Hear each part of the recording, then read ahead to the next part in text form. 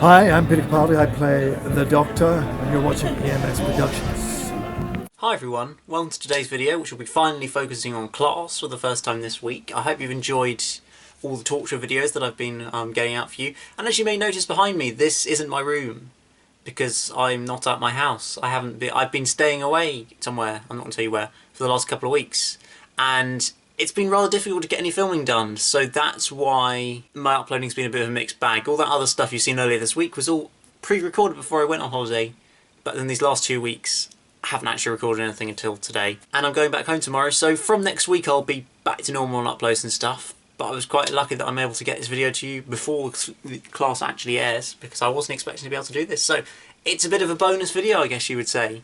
But essentially today I'm just going to be trying to give you some of my thoughts on Class, a little kind of a preview, mainly just what I think about it and what I think is going to go on with it, and if it's going to be good is essentially what I'm focusing on. So let's get into it. So Class, where to start? The brand new Doctor Who spin-off, as you all know I'm sure, set in Coal Hill School, as I'm sure you know, but apparently it doesn't look anything like Coal Hill School. That's a very annoying thing to say. Coal Hill School. It doesn't look like Coal Hill School anymore, apparently, because they've renamed it to Coal Hill Academy and changed it up, and it looks completely different to what it did in The Caretaker. But apparently they've explained it in the episode, so we'll kind of forgive them. But it does kind of destroy the last link we actually had to Doctor Who. I know Peter Capaldi's in it a bit, but once you get rid of him, and you have a school that looks nothing like the one in Doctor Who, then what link does it really have to Doctor Who? But that's just my thought. One of the sort of slightly annoying things to me is this, if you've seen the trailers and some of the promotional material, they're using this sort of tear effect of a kind of tear like the cracks in time for Series 5 Doctor Who, but it's not. And apparently the basis of this series is focusing on this tear in reality or time or something that's been caused by the Doctor travelling around so much, I think I read, has ripped this tear in time and space, the fabric of time and space and whatever, and now monsters are trying to come through and attack the Earth, and so all these 5 or 6 formers kids have got to protect the Earth from it. Where does that ring a bell? Torchwood, I think you might say, and the Rift. It sounds a rather similar concept, that in Torchwood we had the Rift, which was allowing monsters to get through from other worlds onto and invading the Earth. And then there was a team that had to stop them, called Torchwood. It's rather similar, isn't it? I mean, that was something that's like... I'm not saying this is going to be like Torchwood. I'm just saying that the premise, from looking at it kind of from a long distance, does look kind of similar to Torchwood, you have to admit. I'm not saying that's a bad thing. I'm not saying it's going to be like Torchwood, but that's just what I picked up looking at some of these things about it. So there you go. I guess that's just... It's a way to set up a show that's Earth-based and keep it interesting, I think. I guess there's just not that many other ways of mixing it up on an Earth-based show that's not a kids show like Zero Dimensions, where you can kind of just have alien invasions and whatever, because it's kids. Anyway, I'm rambling. The main characters, we have... well, there's as far as I know, there's the 4 promoted characters, I guess, of the 4 kids who've been promoted. Not kids, really. Students, let's roll with the students word, who you've got... Fadi El Said playing Ram, I think. Is he an alien? I can't remember. One of them, no, Charlie, played by Greg Gustin, he's an alien, I think. At least the trailer implies that. Then you've got Sophie Hopkins playing April, and Vivian Opara playing Tanya, who's like maybe 14. That's always the problem when you have kids. They all look so much older than they actually are, and they're meant to be, which is kind of confusing when you've got like 24-year-olds playing 16-year-olds. It doesn't work great. I mean, Vivian Opara, who's playing Tanya, she's meant to be 14. And I think she's like 21, so that's just how you have to do it to get decent-ish actors and actresses to actually play the characters, I guess. But that's just the way it can go sometimes. And I think it'll still work out okay, but they all seem like they're fairly interesting characters. Reading some of the reviews, it does look like at least initially they kind of developed into kind of stereotypical school character roles, with April being this like the kind of really nice, caring, good person, Ram being the kind of football player, quite aggressive kind of thing.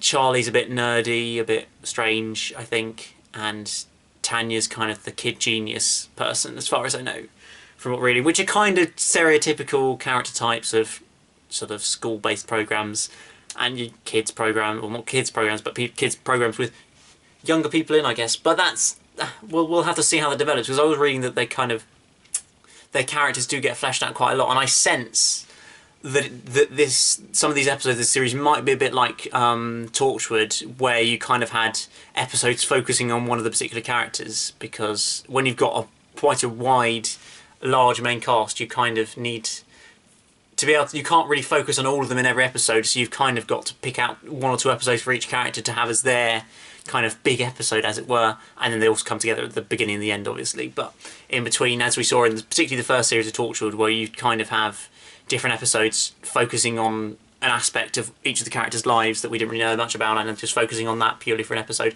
which is usually quite interesting and helps to develop the characters more. So as long as you kind of do that well with each of the characters, then I think by the end of this series, certainly we'll have those 4 main characters really greatly fleshed out and interesting characters. So on top of those 4 main characters, there's obviously other extra student characters. There's no other ones that I know. There's one called Jordan. I can't remember if that's his actual name or the character's name. I can't remember. But he's been promoted a little bit at the last minute. But other than that, none of these students have been particularly promoted. So I sense that those will only be the main-ish characters in terms of students. And then you've got this teacher called Miss Quill, who I don't really understand what's going on with her. Maybe it's because I haven't read up enough of what's going on, but she seems to be very strange. A teaser I saw implies that she has the Doctor's phone number, but that might be a lie. I'm not sure. Just something implied that. So maybe she knows the Doctor somehow. Is she an alien? I'm not quite sure. She goes on about I Am War itself in the trailer and stuff. And I'm really not sure what's going on with her, frankly. Reading some of the reviews, apparently she's not a very likeable character at the beginning. She's a bit like Capaldi in his first couple of episodes, or first half of Series 8, where he wasn't particularly likeable. As much as I liked him, he wasn't generally particularly that nice and likeable. And apparently Miss Quill, played by Catherine Kelly, is a bit like that early on, at least in class. So we'll see how that pans out. But I just don't know really what's going on with hers. And don't spoil it all in the comments. Don't tell me everything if you know loads, because I'd like to just experience it and enjoy it, really.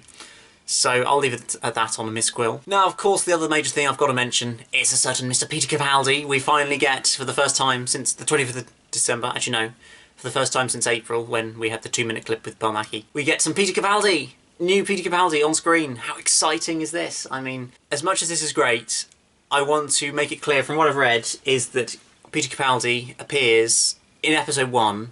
He'll turn up about 20-25 minutes in, and he'll disappear 10 minutes later, and that's it. At least for episode 1. He might come back at the end of the series, but that's it for pretty much all of it. It's not as, at least, because there's a teaser trailer, the first trailer thingy they did, which was called the Doctor trailer or something, and it makes it look like the show's all about the Doctor with lots of shots of him, a trailer all about him kind of thing, but it really isn't. I know I haven't seen it, but I'm reading what it is, and for people who've seen it, I can very clearly see that it isn't all about the Doctor. He's going to turn up for 10 minutes, set up this sort of tear in time thing and say, oh, you guys got to protect it all, blah, blah, blah, and then he'll disappear again, because it's not a show about the Doctor, it's a show as a spin-off of Doctor Who with new cast and everything. So, as much as it's brilliant to have Peter Capaldi in there, and I can't wait, that's the thing I'm looking forward to most of the episode, absolutely. But don't expect him to sort of be in the whole episode, be the main character, do loads and everything, because it's not really like that. He's just going to turn up for 10 minutes and then go again, as far as I know. So, sort of, don't be disappointed if you don't see that much of Capaldi, because he isn't going to be that much of Capaldi, I'm afraid. Now, in terms of the sort of plots of the different episodes, I know virtually nothing, frankly. I just kind of haven't delved in too much into what's going on. I've kind of wanted it to be, to be fair, they've done a fairly solid job of keeping stuff quiet, I think. Generally, I've blocked any really spoilery Twitter accounts on Twitter. Doctor Who, like, spoiler accounts, class spoiler accounts, obviously. I've blocked those, so I don't read up on those spoilers, and then the rest, I just try and avoid a bit. I've done it the same with Doctor Who this year. I know nothing about what's going on with Doctor Who, really. Literally, I have no idea about any of the plots for episodes next year, even though we've already filmed 5, I think. The first 4 plus Christmas, I believe. And Miss is coming back. We might do a video on Doctor Who somewhere soon. I mean, this is a Doctor Who channel, so should probably do that. But no, I don't really know much about the plots of the episodes and the stories, other than what sort of teasers Patrick Ness has given about kind of, well, there's going to be an arc, and it's all going to clearly tears in time, I guess, and it's all going to come back at the end. There's this character called Shadow Kin, I think his name is, that looks a bit like a pyrovile from The Fires of Pompeii, but he isn't, as far as I know. Looks like some sort of main villain or something. I'm not quite sure, maybe he's not, but it looks like that, and I guess he'll appear multiple times in the series. From what I've read, I sense it's going to be a bit more grown up than, obviously more grown up than Sarah Jane. I don't think it will quite Torchwood level. And what I read was good that he didn't do the slight mistake that Russell did in the start of Torchwood Series 1, which was basically spend 3 episodes or 4 episodes saying, this is not a children's show, let's have lots of swearing, let's have lots of blood and gore and sex and violence and all this kind of thing. Which is just a bit too much over the top, whereas I've read that Patrick Ness didn't do this. It's clearly not for kids, but it's not in your face. Although I did read a few things about some political commentary being a little bit in your face. Kind of, apparently there's a couple of lines in episode 1, or maybe episode 2, that don't really flow in conversation and very much feel like they've just been chucked in as a bit of political commentary on whatever, I'm not quite sure what, but something like that, which is a little bit, I guess, irksome at times to have something like that. There's a word for a video, great. It feels a bit unnecessary. Why do you always have to make something political? I don't know, but maybe it's nothing. That's just what I'm reading. The thing is, most of this stuff comes from is the Doctor Who TV advanced review. Go check it out. Search up Doctor Who TV. It's a brilliant website. I mean, it's not been so great the last few months because they stopped making articles a bit. Can't afford to run it essentially, so there's no articles. But when the series properly starts, the Doctor Who and stuff, they have comment sections, a million articles. It's absolutely amazing website. So there you go, there's my plug for today. If you want a new Doctor Who website to check out Doctor Who TV, I think it's .co.uk or something, you'll know it. It's called Doctor Who TV in the logo, so go search it up, and the advanced review there is brilliant. They always do some really good sort of pre-air reviews, advanced reviews, whatever you want to call them, where they'll kind of give you a preview of the show without telling you too much, but just sort of making you excited for the show, tease you a little bit, which is always great. Now I guess one of the other aspects, something that's important given the channel that I run, is the composer of the music. We found out, I believe, a couple of days ago that it is going to be, the music, there is a proper soundtrack, it's going to be composed by Blair Mowat. I can't pronounce his surname. But he's the guy who's done some audio, some soundtracks for Big Finish, I think, Torchwood stuff. I know he did the Big Finish Torchwood theme. I must admit that is the only music I've heard that he's done. I have never heard anything else that he's done. But just hearing that was great, and hearing a bit of the music from the clip that they released a few days ago, it sounds brilliant. So I think that's really good that we've got a proper composer for the show and not just some sort of generic pop music kind of thing, which you can sometimes go down with that sort of a school show route, which doesn't really sound very good. So I'm very pleased that we've got that. Apparently, reading the reviews, the title theme has some pretty terrible music. It's sort of a generic pop track. Maybe they did say that was a work in progress, so maybe they've changed it to a proper composed theme music. I'm not sure. Or whether it's just it is just going to be some pretty wangy pop music that's not very good and doesn't really fit in with the Doctor Who theme. But apparently the Doctor Who theme music is in there somewhere. I'm not quite sure how and when or why, but apparently it is. So we'll have to wait and see for that. And it was also good I read that this guy Blair Mowat, I'll get it eventually.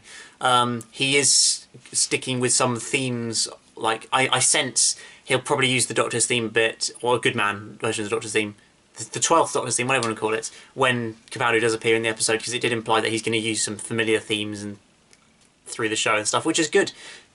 That means that even if it is a different composer and it is a different feel to the music, it is still using similar motifs and sort of... Sorry, I got cut off there, just got distracted by something. But it's good to focus on linking the shows together well, which the music can do, even if it is a slightly different feel to the music. It is still important, I think, to keep it linked to the main show.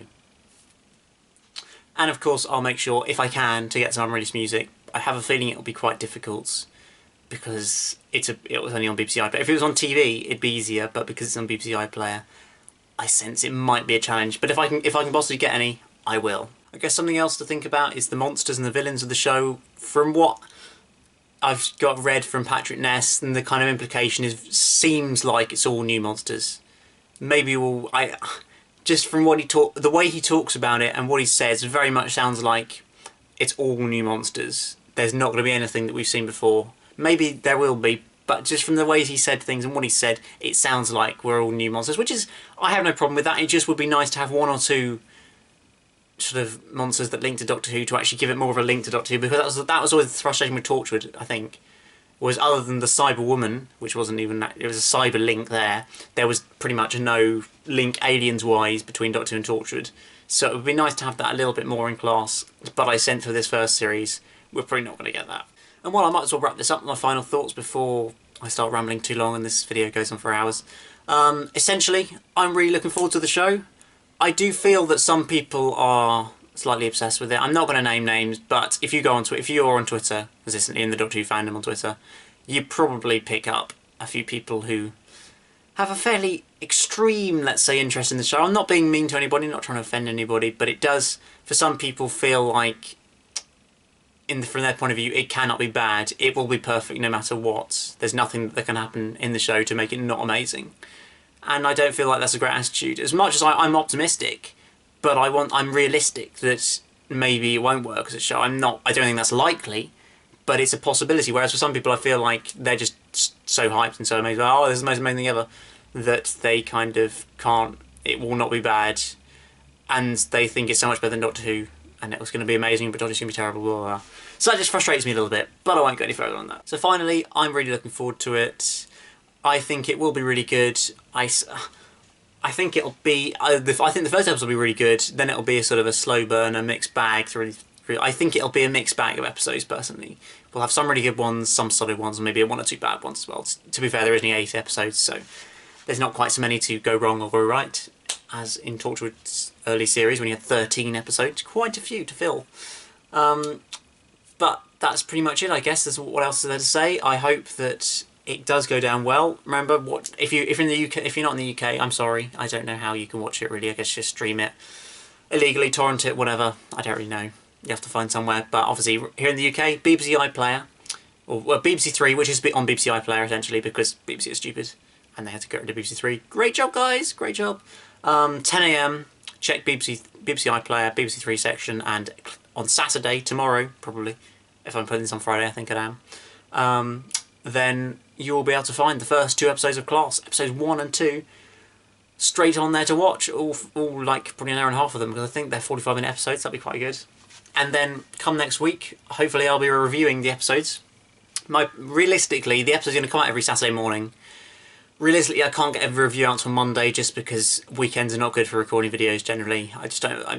I'm busy and it's not good time, so probably it's looking at Monday or Tuesday next week when I'm actually able to get a review out of the episodes, but I'm aiming to review every single episode. There's only 8, so it's a bit easier to do so.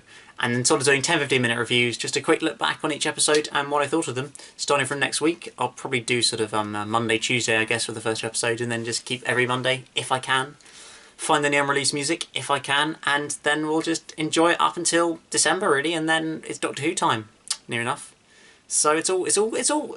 We've got through the bulk of the terrible year of no Doctor Who now, because I know Class isn't Doctor Who, but it is something to enjoy and look forward to, and so we've got through. It's October. I mean, we haven't had anything since. It's been literally 10 months since we had anything, and actually that's gone past quicker than I thought. Thinking about it now, it doesn't feel like it's been 10 months since Husband's River Song, so that's quite good, I guess. But I'm going to stop now. Thank you very much for watching this video. Let me know what you think about Class. Are you looking forward to it? What do you think is going to go on? Just let me know in the comments below. And I'll see you again very soon for another video. Goodbye.